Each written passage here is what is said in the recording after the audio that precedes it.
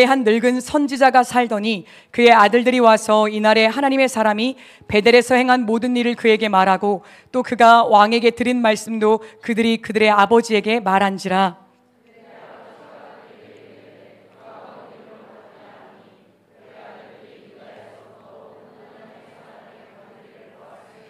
그가 그의 아들들에게 이르되 나를 위하여 나귀의 안장을 지우라. 그들이 나귀의 안장을 지우니 그가 타고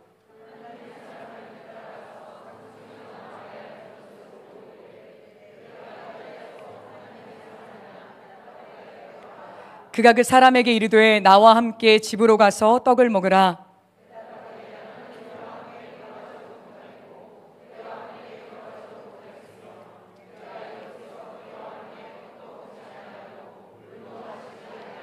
이는 여호와의 말씀이 내게 이르시기를 내가 거기서 떡도 먹지 말고 물도 마시지 말며 또 내가 오던 길로 되돌아가지도 말라 하셨음이로다.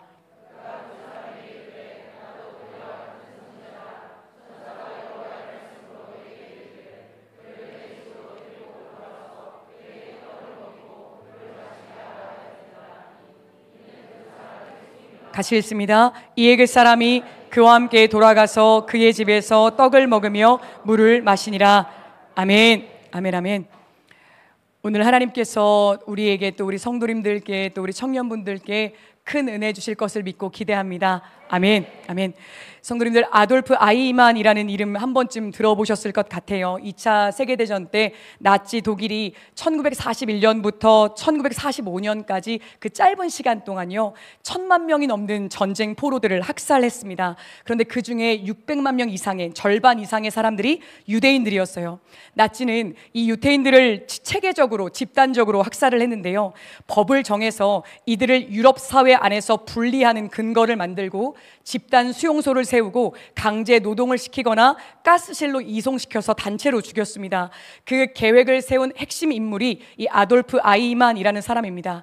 그는 1942년에 최종 해결이라는 계획의 책임자였고 유대인들을 가스실로 이동시키는 일을 맡아서 수많은 유대인들을 죽게 했어요.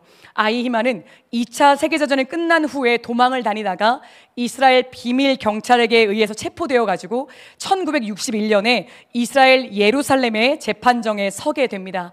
그런데 그때 전 세계가 놀랐어요. 그렇게 끔찍한 사람이니까 굉장히 악마처럼 기괴하고 소름 돋게 생겨야 되는데 너무나 평범한 이웃집 아저씨처럼 생긴 거예요.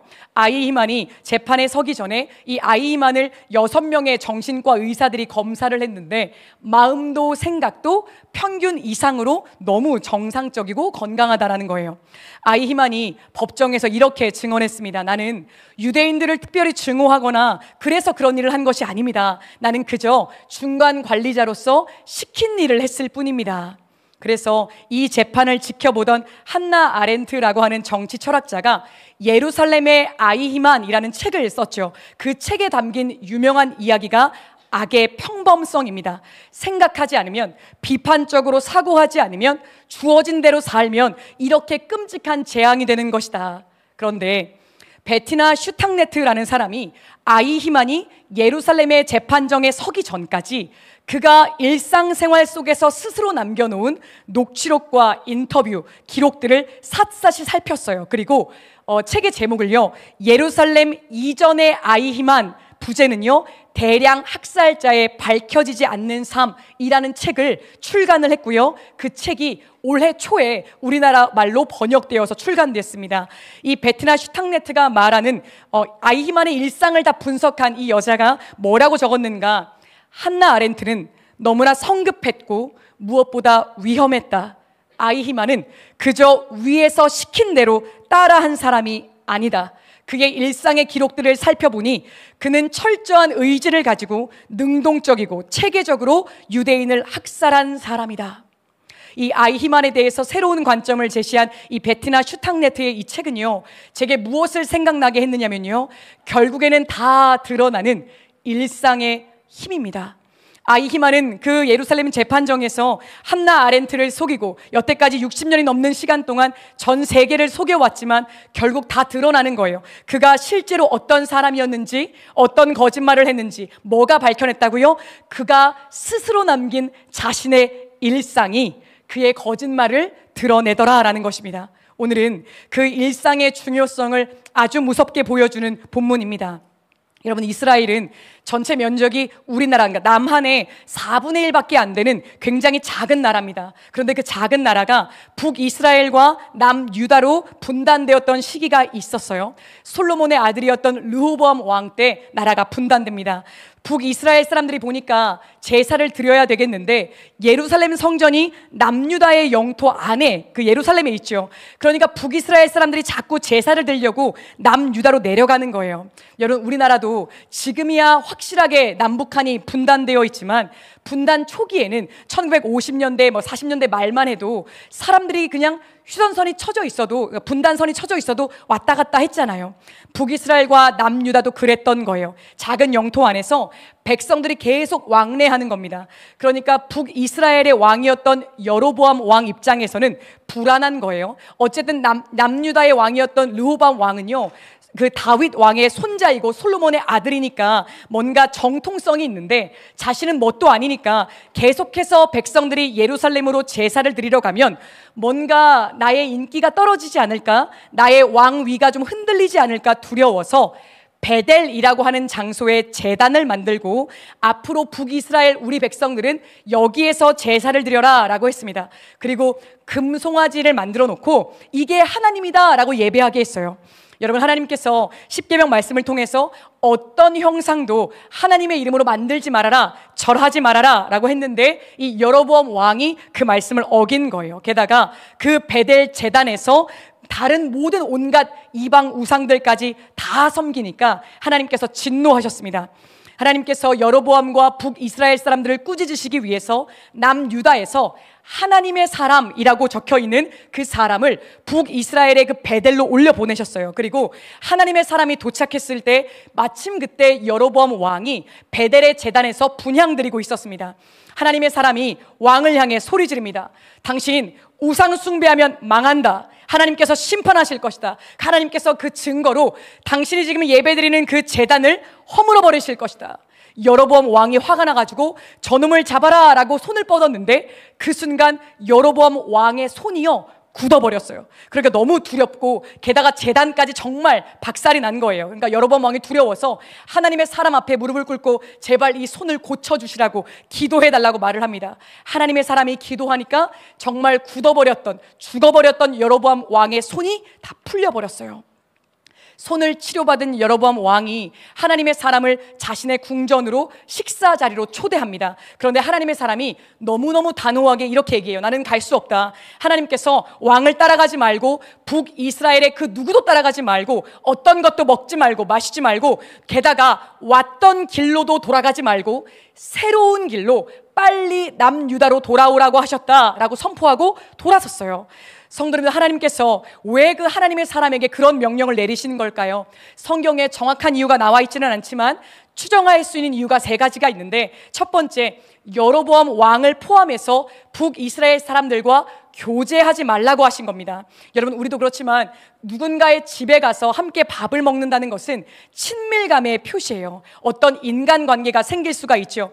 하나님의 사람이 우상 숭배하는 이들에게 악한 영향력을 받을 가능성을 하나님께서 막으신 거예요. 그리고 두 번째 이유는 하나님의 메시지가 희석될 수 있는 겁니다. 자, 보세요. 지금 방금 하나님의 사람이 여로보암 왕에게 회개해라 라고 심판을 선포했는데 초대해줬다고 얼른 따라가서 밥을 먹으면요, 백성들이 봤을 때 뭔가 그 사람과 여로보암 왕이 친해 보일 수 있잖아요. 그리고 여로보암 왕 입장에서도 지금 백성들 앞에서 손이 굳었다가 손이 풀려나고 어떻게 보면 왕의 체면이 좀 구겨지는 상황인데 하나님의 사람을 자기 궁전으로 데리고 돌아가면 뭔가 체면이 서게 된단 말입니다. 그런 포장을 해주면 죄인들이 회개할 수가 없잖아요. 섣불리 위로하면 안 되고 바닥을 치게 해야 되고 힘들게 해야 되고 자존심 상하게 해야 그럴 때가 있는 거잖아요. 그리고 세 번째, 베델로 올라갈 때 갔던 길과 다른 길로 가라고 하신 이유는 아까 말씀드렸듯이 굉장히 좁은 영토 안에서 이루어지는 일이기 때문에 분노한 북이스라엘 사람들이 그 하나님의 사람을 해코지할 수 있잖아요. 그러니까 새로운 길로, 알려지지 않은 길로 가서 그를 지키시기 위한 하나님의 마음도 있었을 것 같습니다. 하나님의 사람은 말씀대로 순종합니다. 그래서 왕의 초대를 거절하고 새로운 길로 남유다로 돌아가던 중이었어요. 그런데 그때 아주 무서운 일이 벌어집니다. 남유다에서 올라온 이 하나님의 사람의 이야기를 들은 베델에 살던 한 늙은 선지자가 있었어요. 그 늙은 선지자가 말을 달려서 그 하나님의 사람을 뒤쫓아갑니다. 그런데 그때 하나님의 사람이 어디 있었는가? 상수리 나무 아래에서 쉬고 있는 거예요. 성경을 보면요, 그 상수리 나무라고 특정하고 있습니다. 여러분, 이게 무슨 말이냐면, 왜 시골 어떤 마을에 가면 마을의 입구나 마을의 중심에 큰 나무가 있는 경우가 있죠. 그래서 그 나무 아래에서 평상을 깔고 마을 어른들이 회의를 하거나 중요한 모임을 늘 한단 말입니다. 그런 상징성이 있어서 누구나 그 마을 입구에 그 나무 있잖아 라고 하면 다 알만한 그런 특별한 나무가 있었는데, 하나님의 사람이 그저 길거리를 걷다가 아무 나무 아래에서나 앉아있던 게 아니라 어떤 지역에 아주 상징성 있는 대표적인 나무에 앉아서 쉬고 있더라라는 거예요. 늙은 선지자가 그 하나님의 사람을 알아보고 말을 겁니다. 우리 집에 가서 같이 식사합시다. 그러니까 하나님의 사람이 거절을 하기는 하는데, 원어로 성경을 가만히 살펴보면 왠지 여로보암 왕의 초대를 거절할 때보다는 그가 경계심이 좀 풀려 있어요. 제가 좀 어려운데, 이 정도 수준이에요. 그러니까 이 늙은 선지자가 냉큼 뭐라고 말을 하냐면, 나도 당신 같은 선지자입니다. 나에게 천사가 나타나서 당신을 집에 데리고 가서 빵도 주고 먹을 것도 주라고 하셨어요. 그러니까 하나님의 사람이 얼른 그 얘기를 듣고 일어나서 그를 따라갑니다. 성경이 분명히 기록해요. 이 늙은 선지자가 하나님의 사람을 속였다, 거짓말을 했다. 결국 하나님의 명령을 어기고 이 늙은 선지자에게 속아 넘어간 하나님의 사람은 하나님의 심판을 받아서 죽습니다. 여러분, 우리는 조금 부당하다는 생각이 들죠. 아니, 이거는 그냥 속았을 뿐인데, 속은 건데 속인 사람을 심판을 하셔야지 하나님은 왜 속은 사람을 심판을 하십니까? 그런데요, 성도님들, 우리가 생각해야 됩니다.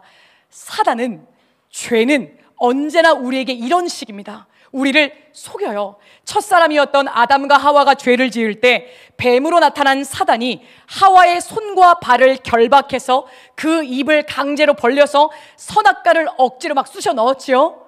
막 그렇게 억지로 먹게 했죠. 그렇지 않습니다. 속여서 하와 스스로 먹게 했어요.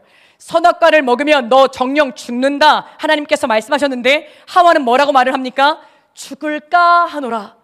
죽을 수도 있고 살 수도 있다고 했어. 하와가 하나님의 말씀을 온전히 신뢰하지 못했고 말씀에 묶여있지 않는 그 틈을 타서 사단이 하와를 노리더라. 제가 어제도 자해를 너무 심각하게 하는 우리 아이를 붙잡고, 너 자해하면 안 돼, 너 변화될 수 있어, 너 정말 새로운 삶을 살 수 있어. 그런데 그 아이 마음 가운데 그 얘기를 듣자마자 뭐라고 했는지 아십니까? 정말요? 제가요? 저는 안 될 것 같아요. 무슨 말입니까?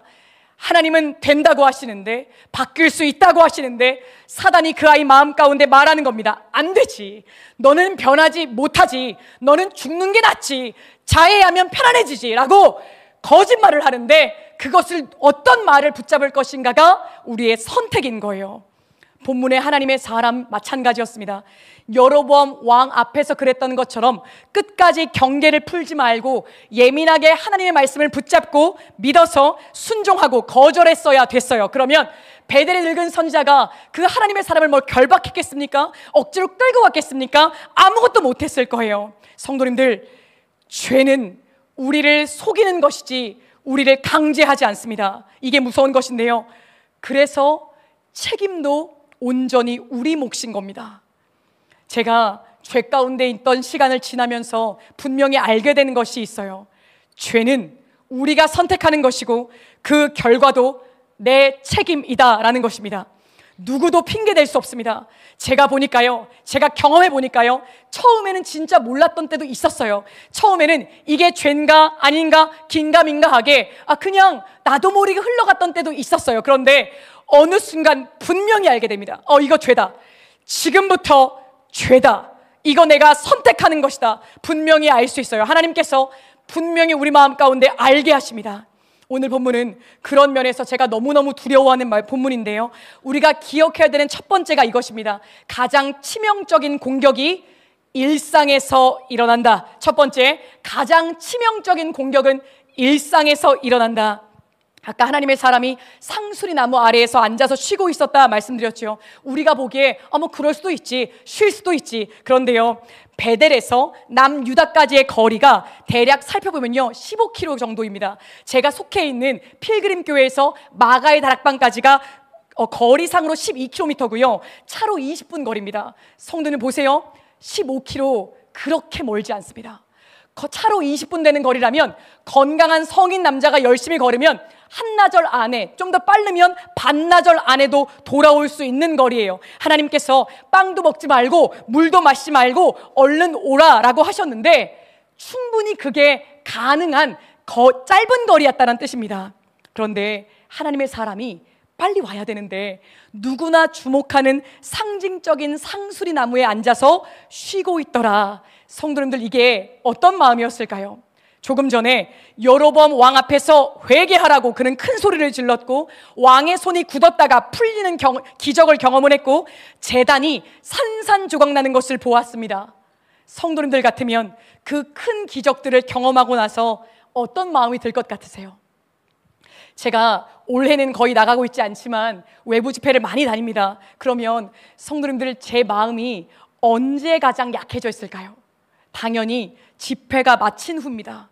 육신은 지치고 피곤하고 끝났다라는 안도감, 몰려오는 허탈감, 공허함. 성도들, 제가 그게 너무 힘이 들어요. 그래서 집회 전부터 집회 중간에 설교할 때 제가 저를 위해 기도할 때 1번 기도가 뭔지 아십니까? 하나님, 이제 집회가 몇 시간 후면 끝나는데 집회 끝나고 돌아갈 때 저를 지켜주세요. 말씀을 전하고 버림받는 종 되지 않게 도와주세요. 제가 계속 생각합니다. 집에 도착하면 미정아, 차에 멍하니 앉아있지 말고. 제가요 자꾸 주차를 하고 나면 멍하게 앉아있어요. 앉아서 그냥 멍하게 너무 힘들다 이러고 그냥 앉아있어요. 그러니까 앉아있지 말고 바로 문 열고 내려, 바로 문 열고 내려. 집에 들어가면 딴 생각하지 말고 아무데나 앉지 말고 바로 화장실 들어가서 씻고 자, 씻고 자, 씻고 자. 제 마음 가운데 계속해서 세뇌해요.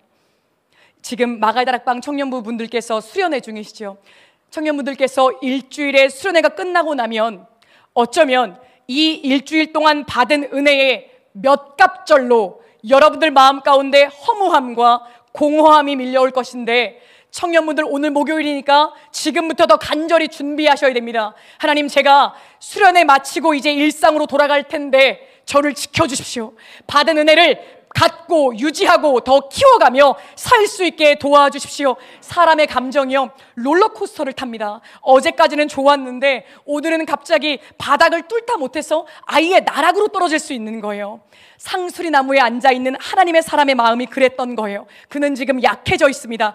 여로보암 왕 앞에서는 긴장하고 각성해서 그를 단호하게 대적했지만 이제 끝나고 돌아가려고 하니까 느슨해져 있어요. 그때 공격이 들어오는 겁니다. 만약 그때 베델의 선지자가 그때 오지 않고 여로보암 왕 앞에서 소리 지를 때 베델의 늙은 선지자가 찾아왔더라면 하나님의 사람은 단호하게 이겼을 겁니다. 절대 흔들리지 않았을 겁니다. 그런데 그 사단의 공격과 죄의 유혹이 언제 온다고요? 다 끝나고 일상으로 돌아갔을 때, 예배를 드리고 나서 집에 가서 쉴 때, 나에게 가장 익숙하고 편안한 환경 속에서 가장 편안한 그 사람과 함께 있을 때 우리에게 죄의 유혹이 찾아오더라라는 것입니다. 오늘 본문에 기억해야 되는 두 번째, 가벼운 신앙으로는 절대로 버틸 수 없다. 두 번째, 가벼운 신앙으로는 절대 버틸 수 없다. 제 눈에 들어온 굉장히 무서운 말씀이 있었는데 본문 11절에 보시면 베델에 한 늙은 선지자가 살더니 라고 되어 있어요.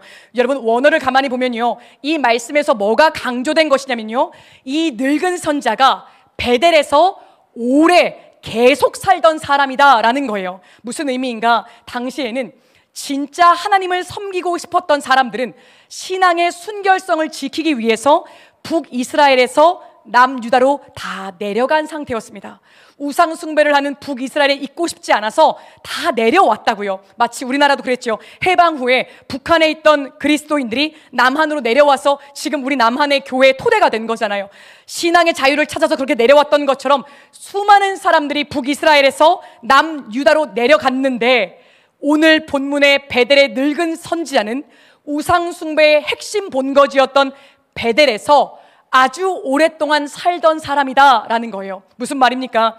그는 하나님을 거스르는 죄에 뼛속 깊이 일상이 물들었던 사람이다라는 의미입니다. 성도들 보세요. 여로보암 왕 앞에서 호통을 치고 그 대단한 기적을 일으켰던 그 대단한 하나님의 사람이 누구는 못 이겼죠? 뼛속 깊이 죄로 일상이 물든 사람은 당해내지 못하더라는 겁니다. 성도님들, 일상이 이렇게 대단합니다. 일상이 이렇게 무서운 것입니다. 7월 8월이 되면 교회마다 수련회 준비로 아주 분주하죠. 재작년인가 저희 청소년부 수련회를 은혜 가운데 마치고 마지막 셋째 날 밤에, 저희는 3박 4일 수련회를 하는데 마지막 날 셋째 날 밤이었기 때문에 아마 저희가 그때 새벽 3시까지인가 4시까지인가 아이들과 기도를 했습니다. 그렇게 기도를 마치고 나서 그 다음 날에 제가 어떤 이야기를 저희 선생님께 들었냐면, 저희 아이들 중에 남자아이들이 모여있는 그 숙소 한 방에서 새벽 3시까지 기도하고 돌아갔던 그 아이들이 음담패설을 주고받고 히덕거리다가 이제 거의 잠도 자지 않았다, 이런 얘기를 제가 들었어요. 그 얘기를 돌아오는 버스 안에서 제가 듣고 너무너무 괴로웠습니다. 왜 괴로웠는가? 그렇게 기도를 오래 하고 그렇게 은혜를 받고 그렇게 뜨겁게 예배했는데 어떻게 그럴 수가 있는가? 그건 아니었고요. 제 마음을 진짜 아프게 한 것은 이런 거였어요. 그래, 한두 명 아이들 그럴 수 있지. 그 이야기를 꺼낼 수도 있지. 그런데 어떻게 그 방 안에 있던 모든 아이들 중에 어떤 누구 하나도 이러면 안 돼, 이런 말 하면 안 돼, 그렇게 제지하는 아이가 없었을까? 어떻게 모두가 끝까지 그 이야기를 계속할 수 있었을까? 제 마음을 아프게 한 것은 그 분위기였어요. 죄를 짓고 죄를 짓는 이야기를 나누면서 웃고 히덕거릴 수 있는 그 분위기, 이것이 우리 수준이구나. 우리 청소년부의 수준이고 내 수준이구나. 내가 담당 목사로서 이것이 나의 수준이구나. 그것 때문에 제가 마음이 아파서 오래오래 괴로웠습니다.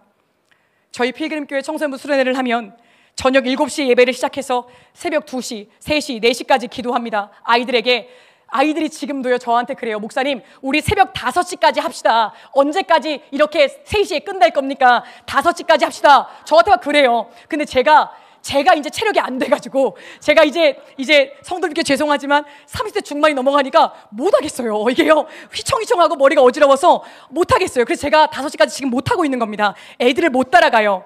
저희 아이들이요 3박 4일 동안 밤을 새워서 새벽까지 기도하는 것 어렵지 않습니다. 진짜 어려운 게 뭔지 아십니까? 집으로 돌아가서 일상에서 유튜브 끊는 겁니다. 인스타 탈퇴하는 겁니다. 만나는 친구들이 달라지는 것, 내가 그토록 미워했던 부모님께 미소 짓는 것, 안아드리는 것, 그 작은 일상을 바꾸는 것이 밤을 새워 매일매일 기도하는 것보다 어렵더라라는 겁니다. 제가 아이들 목회를 하면서 저는 우리나라 지금 이 세대가 너무 병들고 잘못되었다라고 생각을 해요. 전자담배를요 무인 가게에서 24시간 판매를 합니다. 신분증 검사가 제대로 될 수가 없죠. 그런데 제가 신문을 보니까요 초등학교 200m 안에서 무인 전자담배 가게를 만들지 못하게 하는 법안이 발의되었답니다. 제가 이 기사를 보고 기가 막혔어요. 그러면 지금 어딘가 있다는 얘기잖아요. 초등학교 앞에 무인 전자담배를 파는 가게가 이미 있다는 거잖아요. 너무너무 기가 막혔어요. 여러분, 룸카페가요 방처럼 꾸며져 있어서 문 닫고 안에 들어가면 모텔과 다를 것이 하나도 없습니다. 그런데 일반 카페보다 굉장히 가격이 저렴해요. 음료수 한 잔 가격이 3,000원, 4,000원 합니다. 굉장히 저렴한 편이에요. 그런데 그 방 안에 들어가서 자유롭게 다 할 수 있어요. 룸카페 주 이용 고객이 성도님들 누구시겠습니까? 어른들이 아닙니다. 상대적으로 돈이 없는 중고등학생 아이들이에요. 넷플릭스 같은 OTT, 우리 아이들이 한 번 부모님 명의로 가입하면 무제한으로 성인 컨텐츠들을 업데이트 될 걸 기다릴 필요도 없이 한 번에 다 몰아볼 수 있습니다. 무슨 말입니까? 우리 아이들의 일상이 지금 병들고 있단 말입니다. 일주일에 한 번 1시간 예배를 드리는데 그 1시간을 제외한 167시간은 아이들이 일주일 내내 온갖 죄에 눈도 생각도 몸도 다 지배당하고 있습니다. 푼돈 받고 자발적으로 성매매하는 아이들이 얼마나 많은지 모릅니다. 아이들이요 하도 미디어에 중독되어서 집중력과 사고력이 바닥을 칩니다. 성경을 읽는 5분, 10분의 시간을 견디지를 못하고 읽어도 그 뜻을 이해하지를 못해요. 최근에 저희 교회에서 매주 성경 공부를 제가 시키는데 민수기 성경 공부를 하는데 제사장의 옷에 왜 끝에 술을 달잖아요. 그 수술을 달잖아요. 한 아이가 저한테서 묻는 거예요. 목사님, 제사장의 옷에 달았던 술이 소주, 맥주 그 술인가요? 고등학생 아이였습니다. 성도님들 지금 웃으시지만 저는 하나도 놀랍지 않습니다. 왜요? 그나마 그 아이가 열심히 있어서 저한테 물어본 것이지 다른 아이들도 다 모릅니다. 똑같이 다 몰라요. 성도님들, 이런 분위기를 만들고 유지시키고 있는 장본인들 누굽니까? 무인 전자담배 가게를 만들어서 아이들 학교 앞에 만들어서 룸카페를 만들어서 가격을 저렴하게 만들어서 아이들 오게 유인하고 그 코 묻은 돈을 빼먹는 거 누굽니까? 돈만 많이 벌면 상관없다는 어른들, 우리입니다. 마가의 다락방에서 예배를 드리고 설교하는 우리들입니다. 성도님들, 제가 지금 아이들 얘기를 드렸지만 어른인 우리들은 휴대폰에서 자유로우십니까? 이 가운데 만약 제가 무작위로 어떤 성도님을 일어나시라고 해서 휴대폰 사용시간 보여주십시오. 어제 성도님께서 유튜브로 뭘 보셨는지, 뭐를 핸드폰에 검색하셨는지 저에게 한번 공개해 주십시오 라고 제가 만약 어떤 분을 일으켜 세운다면 당당하실 분이 이 가운데 몇 분이나 계시겠습니까? 성도님, 우리는 음란함에서 자유롭습니까? 교회를 다니는 우리들은 음란죄에 더 깊이 병듭니다. 왜요? 우리는 몰래 하거든요. 몰래 보거든요. 몰래 죄를 짓거든요. 앞에서는 교회에 와서 거룩한 척을 해야 되니, 아닌 척을 해야 되니, 음란한 정도는 세상이나 우리나 똑같은데 여기에 교회 다니는 우리들은 거짓과 위선이 더해져서 우리는 더 비릿해집니다. 더 왜곡됩니다. 성도님들, 우리는 돈에서 자유롭습니까? 주님께서 재물과 하나님을 겸하여 섬길 수 없다라고 하셨는데 우리는 돈을 얼마나 좋아하는지, 돈 많은 사람들 앞에서는 비굴하게 위축되고 나보다 돈 없는 사람들, 사회적 지위가 낮은 사람들 앞에서는 얼마나 교만한지, 이렇게 초라하고 비루한 우리들의 마음이 성도님들 쉽게 고쳐지지가 않습니다. 죄에 찌들은 일상, 이 병든 우리들의 일상을 어떻게 해야 되겠습니까? 이런 우리가, 이렇게 죄에 찌들어 있는 우리가, 이렇게 게으른 우리가 어떻게 지치지도 않고 먹지도 않고 자지도 않고 우는 사자처럼 꾸준히 부지런하게 치열하게 우리를 노리는 일상의 사단을 이길 수 있겠습니까? 2007년에 태안에서 기름 유출 사고가 있었습니다. 태안군 인근 해상에서 삼성 예인선단이 부선을 끌고 가던 중에 와이어가 끊어지면서 그 부선이 떠내려가다가 홍콩 유조선을 충돌했어요. 유조선 탱크 안에 있던 약 13,000kl의 원유가 바다에 그대로 유출되었는데 그 양이 어마어마한 것이어서 지금까지도 국내에서 발생된 최대 해양 오염 사고로 기록되어 있습니다. 이 막대한 원유 유출 때문에 인근 양식장, 어장 다 황폐해졌습니다. 태안 군민들이요, 엄청난 물질적인, 정신적인 피해를 입은 데다가 질병 발병률이 높아져서 남성은 전립선 암 발병률이 높아지고 여성은 백혈병에 더 많이 걸리는 겁니다. 극단적인 선택을 하는 주민들이 연이어 나오기 시작을 했고, 애들도요, 태안 전체 70%의 아동들이 외상 후 스트레스 장애를 겪었다라고 보고되어 있어요.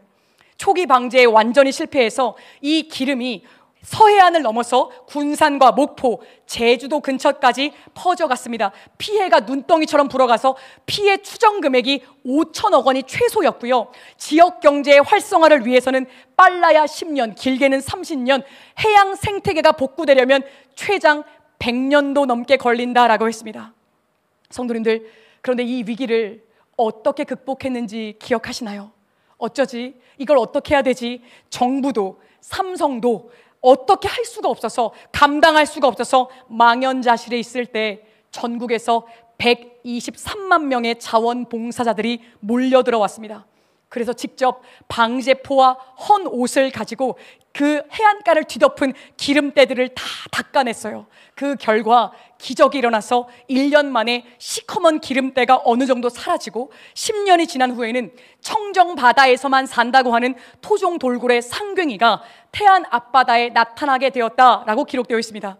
성도님들, 무지막지한 죄의 홍수 속에 찌들어버린 우리들 역시 마찬가지입니다.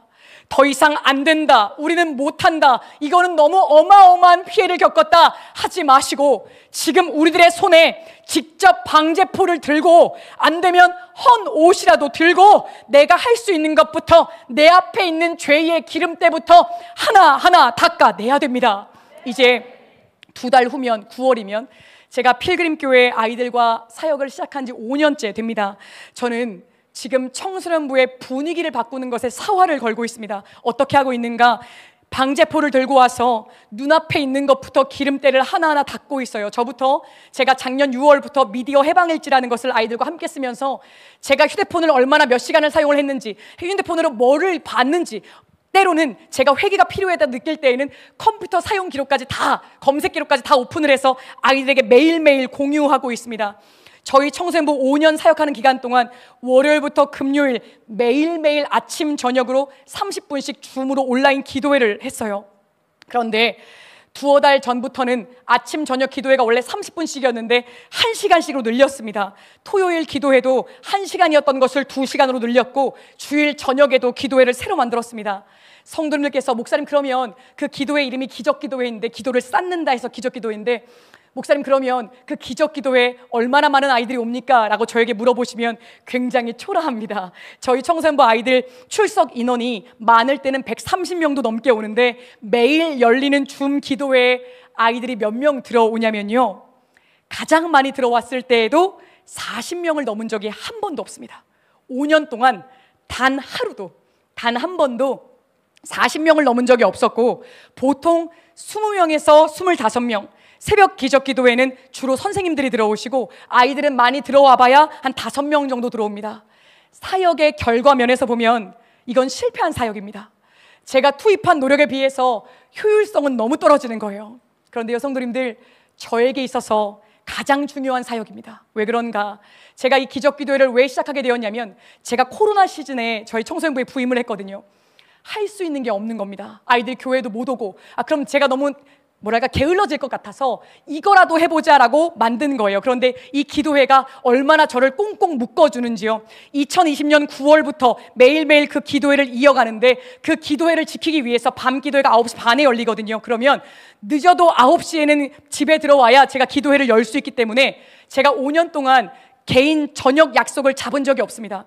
학교 수업 때문에 혹은 불가피한 신방이 있거나 오늘처럼 이렇게 설교할 때는 제가 부탁을 다른 분께 드리지만 5년 동안 제 1번 우선순위로 두고 그 시간을 지켜왔습니다. 새벽 기적기도회가 5시 반에 열리는데 5시 반에 일어나기 위해서 밤 11시면 잡니다. 완전 새나라의 청년, 새나라의 목사가 돼가지고 밤 11시만 되면 자버립니다. 저희 청소년부 줌 기도회 참석만 해도 하루에 2시간씩은 기도할 수 있는 환경을 저부터 만들어 놓고 그것을 지키고 있는 이유는, 첫 번째는 우리 아이들이 언제든지 원하면 기도할 수 있는 자리를 만들어주고 싶었습니다. 언제나 목사님을 만날 수 있고, 언제나 너희들이 원하기만 하면 클릭해서 들어올 수 있는 환경을 만들어주고 싶었고, 무엇보다는 저를 지키기 위한 거였어요. 저부터 방제포를 들고 저에게 잔뜩 끼어있는 죄의 기름때를 닦고 있습니다. 제 삶을 더 쪼이고 쪼여서, 성도님들, 저는요, 저를 믿지 않습니다. 그 누구도 믿지 않습니다. 여유 시간을 다 없애버리고 신방 약속을 잡고 아이들을 가르치면서 계속해서 여유 시간을 계속 쪼여가면서, 지금도 물론 넘어지고 계속해서 쓰러질 때 있지만 적어도 제 삶 가운데 싸우지 않고 방치된 죄는 하나도 남겨두지 않고 있습니다. 저에게는요, 성도님들, 이런 작은 일상이 너무너무 절박합니다. 왜 그런지 아십니까? 이거 외에는 제가 할 수 있는 것이 없어서 그렇습니다. 저는 처음에는 제가 많은 걸 할 수 있을 거라고 생각을 했어요. 그런데 제가 저희 아이들을 섬기면서 사랑하면서 제가 바꿀 수 있는 것은 저밖에 없다는 것을 알았습니다. 저는 아무것도 할 수 없는 무능력한 존재라는 것을 매일매일 느끼고 있습니다. 제가 우리 아이들을 아무리 사랑한다고 해도, 제가 목사로서 나름의 책임감을 갖고 있다고 해도 24시간을 아이들과 동행할 수 없습니다. 아이들이 죄를 짓는 그 장소에 가지 못하게 제가 막을 수 없습니다. 아이들의 마음이 제가 아무리 설득해도 잘 안 바뀝니다. 아이들이 아플 때 제가 대신 아파줄 수 없고, 아이들이 학교 폭력 피해를 당해서 두드려 맞고 오면 그저 이 아이를 끌어안고 엉엉 우는 것밖에 제가 할 수 있는 것이 없습니다. 저는 그저 제가 할 수 있는 작은 것들을 하면서 매일매일 하나님을 의지하며 살고 있습니다. 주님, 저는 못하겠습니다. 저는 아무것도 못하고 있습니다. 매일매일 실패하고 있습니다. 주님께서 도와주십시오. 우리 아이들을 지켜주십시오. 주님 바라보면서 매일매일 저부터 닦고 있습니다. 언젠가 우리 아이들이 회개하고 하나님을 알고 싶어 할 때, 지금은 아니어도 언젠가 훈련하고 싶어질 때, 그때 저의 뒷모습을 기억해 주기를 바랍니다. 저희 청소년부 아이들이 함께 훈련했던 것을 기억하기를 바랍니다. 아, 그때 우리 목사님이 이렇게 하시던데, 그때 우리 청소년부에서 이렇게 기도하던데, 그것이 기억나서 이 기억이 우리 아이들에게 발판되어서 우리 아이들을 홀로 두지 않고 하나님께로 나아가게 도와주기를 기도하고 바랄 뿐입니다. 제가 지금 할 수 있는 것이 없지만 성령께서 언젠가 그 일을 이루실 것을 저는 정말 믿습니다. 사랑하는 성도님들, 오늘 우리에게 필요한 것은 기적이 아닙니다. 대단한 환상과 어떤 징조도 아닙니다. 주님을 사랑하는 진실하고 성실한 일상입니다. 제가 너무 좋아하는 사자성어 중에 우보말리라는 사자성어가 있어요. 무슨 말인가? 하늘을 나는 새처럼 날아갈 수는 없어도, 말처럼 빨리 달려갈 수는 없어도 우직한 소의 걸음으로 말리를 간다. 성도님들, 사단을 이기는 것은 순종하는 일상입니다.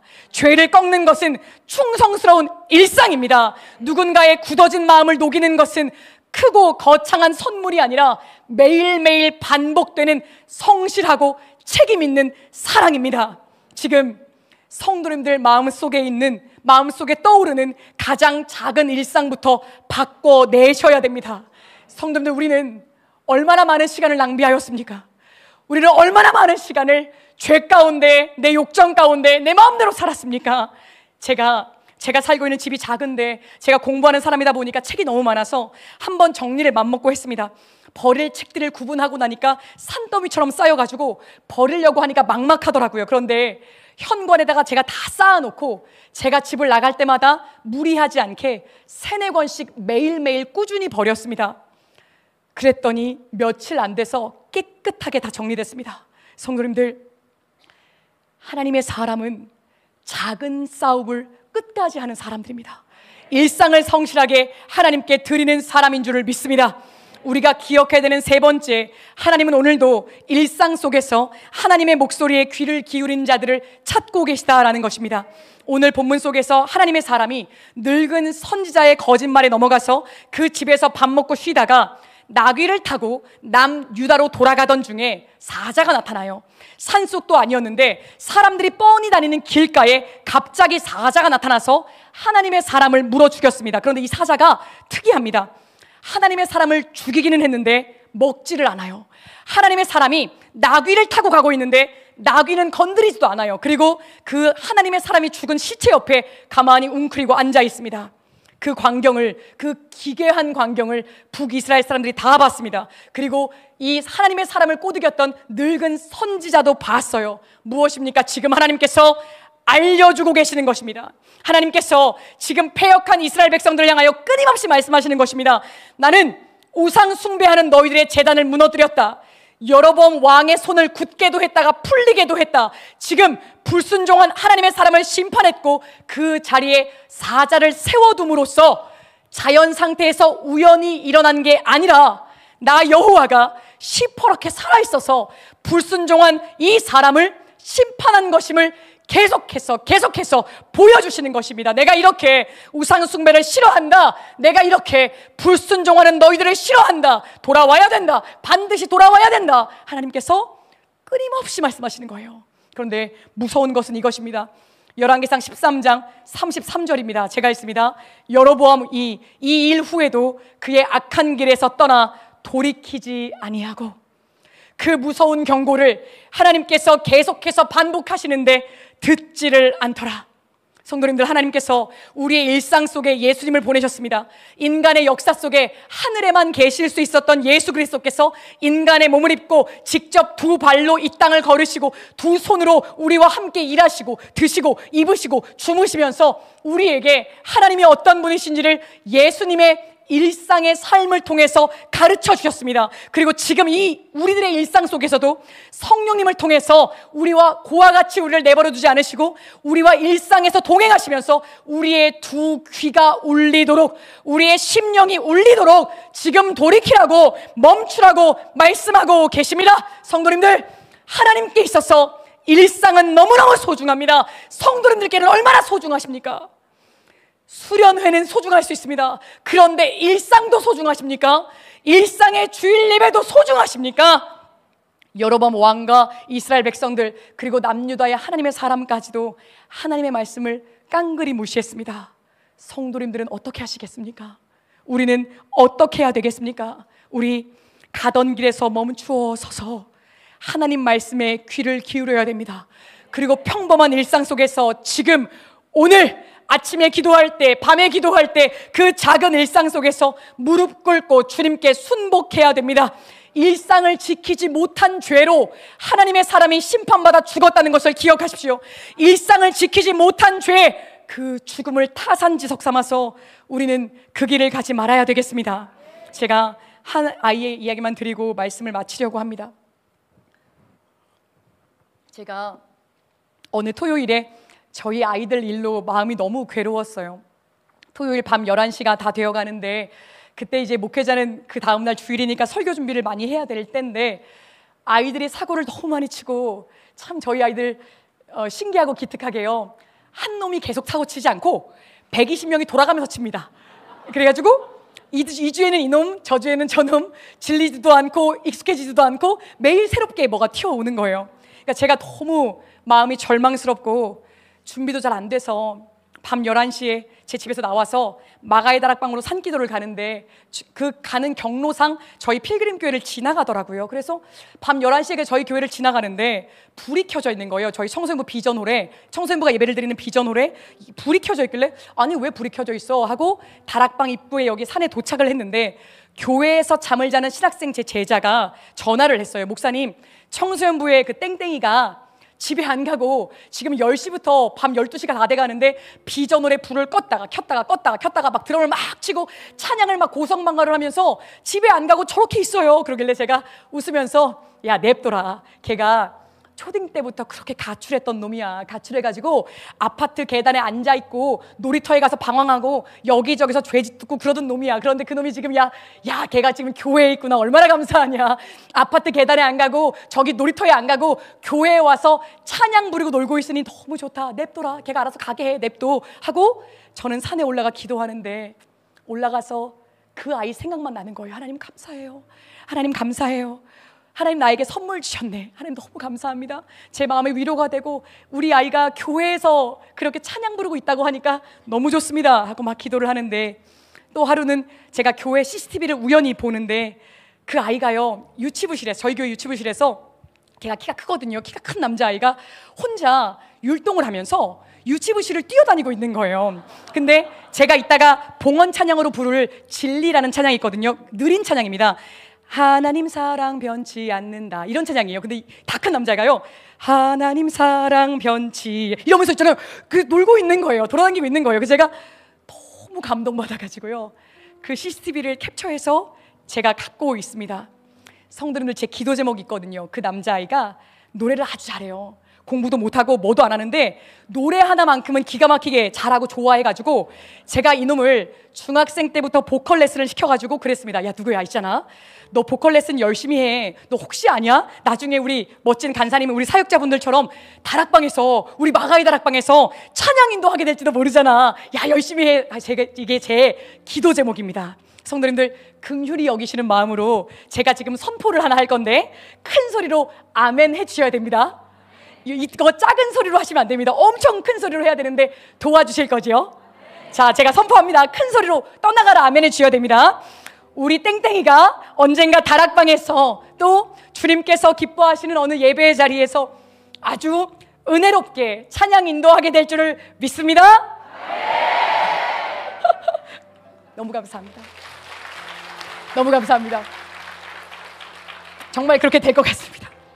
그 아이가 최근에 제가 가르치는 신학생 공동체에 들어와서 매일매일 이제 열심히 훈련을 하는데 어느 날 예배를 인도하면서 그 아이 차례가 되었는데 그 아이가 설교한 제목이 이랬습니다. 스킵이냐 스타트냐. 마태복음 7장 21절부터 24절 나더러 주여 주여 해도 주님께서 모른다 하시고 순종해야 반석 위에 집을 지은 지혜로운 사람이다. 그 말씀을 이제 가지고 설교를 하면서 얘가 이렇게 얘기를 했는데 그 아이의 설교 내용을 제가 읽어드릴 테니까 들어보세요. 주님은 하나님의 뜻을 무시하고 기초를 짓밟고 자기 마음대로 해도 천국 갈 수 있다는 사람들을 단호하게 거절하십니다.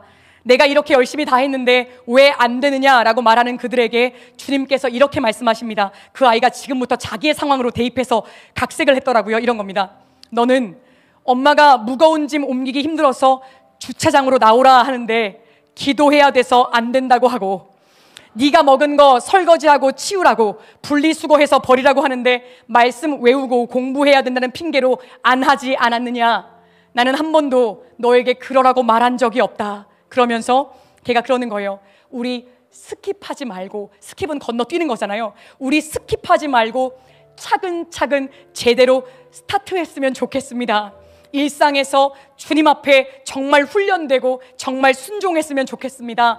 죄 짓는 삶은 그 순간만 잠깐 즐겁지만 결국 금방 불행해집니다. 그런데 느려도 우보말리 제대로 걸어가면, 제대로 좁은 길 가면 우리 주님의 기쁨 될 줄 믿습니다. 제가 그 설교를 감동 가운데 듣고 그 아이한테 물었어요. 누구야? 넌 지금 행복하니? 매일매일 너 참 열심히 훈련하고 있는데, 말씀을 그렇게 통째로 외우고 열심히 훈련하고 있는데 너 지금 행복하니? 보람되니? 그러니까 그 말이 어눌한 그 남자아이가요, 저한테 그래요. 예 목사님, 지금 너무 좋습니다. 예전에 죄 짓던 삶보다 지금이 좋습니다.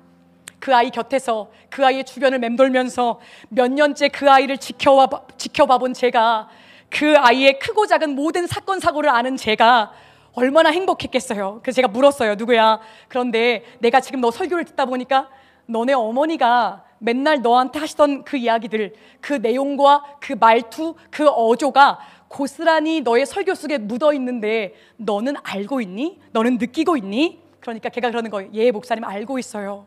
엄마의 말씀이 기억났어요.